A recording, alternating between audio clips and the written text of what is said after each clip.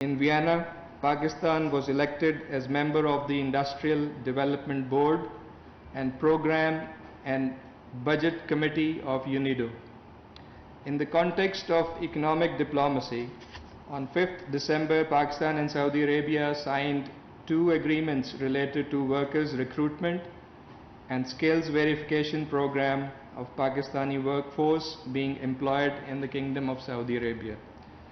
Ladies and gentlemen, on the public diplomacy front, Pakistan Foreign Office Women Association PAFWA annual charity bazaar was organized on 27 November in Islamabad.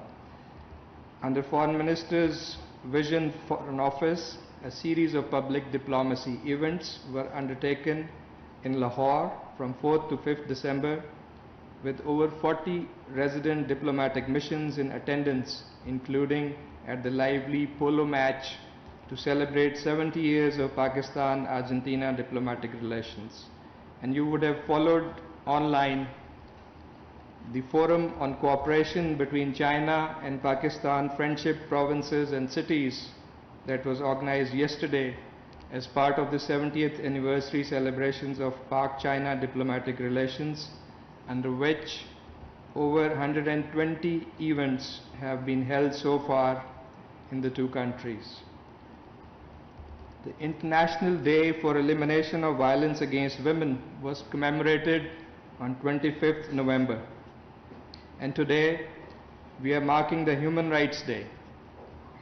In upholding universal respect for human rights, these occasions are also reminders to the international community to call for immediate cessation of widespread violations of human rights and international humanitarian law, especially in situations of foreign occupation such as Indian illegally occupied Jammu and Kashmir. Ladies and gentlemen, this week, 6th December, marked the 29th year of tragic demolition of centuries-old Babri Masjid by BJP RSS zealots in India. The new illegal structure being built at the site of the historic mosque will remain illegitimate in the eyes of Muslims and conscientious persons across the world.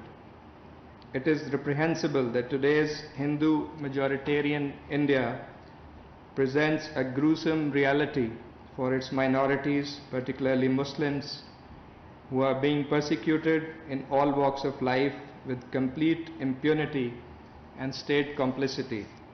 The plight of Kashmiris in IIOJK is also evident before the international community. We strongly condemn the continuing military crackdowns, arbitrary detentions, coercion, use of force, and extrajudicial killings in fake encounters and staged operations by Indian occupation forces in IIOJK, where at least 21 Kashmiris have been martyred in the last 1 month. Persisting with their callous behavior, the occupation forces even deprive the bereaved families from carrying out last rites of their loved ones. The international community, including the UN, must take immediate cognizance of the grave situation in IIOJK, and it is in that context that the Foreign Minister has addressed another letter to the President.